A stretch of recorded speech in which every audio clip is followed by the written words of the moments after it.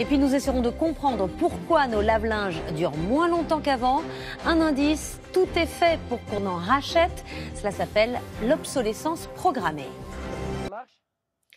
Comment se fait-il que nos machines à laver tombent en panne plus vite qu'avant? Car ce n'est pas une impression. Depuis 2010, l'espérance de vie de nos lave-linges est passée de 10 ans à 7 ans. Et ce n'est une bonne nouvelle ni pour nos finances, ni pour la planète. Les fabricants auraient-ils programmé cette obsolescence? Valérie Heurtel et Vincent Piveteau jettent un œil sur la Terre. Corvée de vaisselle, corvée de linge, nos appareils ménagers font tout à notre place. Jusqu'à ce qu'un jour, ils nous trahissent. Chaque année, 2 millions de lave-linges terminent à la décharge. 3 sur 10 ne sont pas recyclés.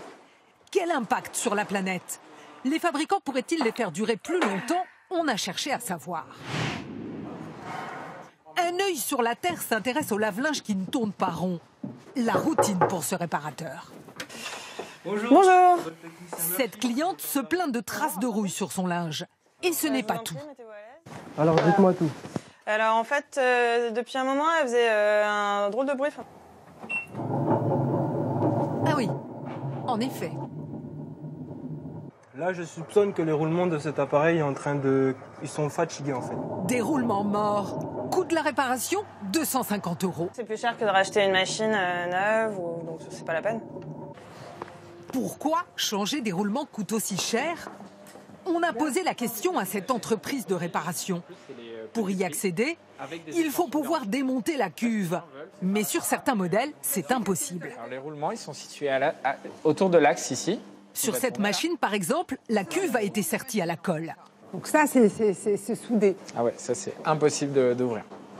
Il y a des fabricants qui n'y mettent pas du leur.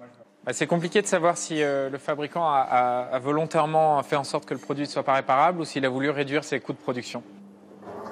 Des roulements, ça coûte 30 €. Mais changer la cuve avec, ça multiplie par 10 la facture. Alors, pourquoi avoir serti la cuve? Est-ce un calcul des fabricants pour qu'on renonce à réparer? En fait, ça va drastiquement faire baisser le taux de panne. En revanche, si la panne survient, il faudra effectivement changer la moitié de la cuve. Donc, c'est un équilibre à trouver entre le fait de baisser les taux de panne de manière importante et parfois, ça rend un peu plus difficile la réparation elle-même. Et quand réparer dépasse 30% du prix de l'appareil, il termine à la poubelle et c'est la planète qui trinque. Un lave-linge comme celui-ci, ça pèse 70 kilos, sans son propriétaire, bien sûr. Et pour le fabriquer, il faut 2 tonnes de matières premières. C'est la phase la plus gourmande en énergie, celle qui a le plus d'impact sur l'environnement. Imaginez, c'est l'équivalent d'un aller-retour Paris-Toulouse en avion. Donc, plus vous ferez fonctionner longtemps votre lave-linge, plus vous ferez un geste pour la planète. Puisque les fabricants ne nous aident pas, pourquoi ne pas mettre les mains dans le moteur? Aujourd'hui, un appareil ménager sur 2 est réparé par son propriétaire. Vider la pompe, nettoyer les filtres, pas si compliqué en fait. On pourrait même aller plus loin, c'est ce que propose cette plateforme internet.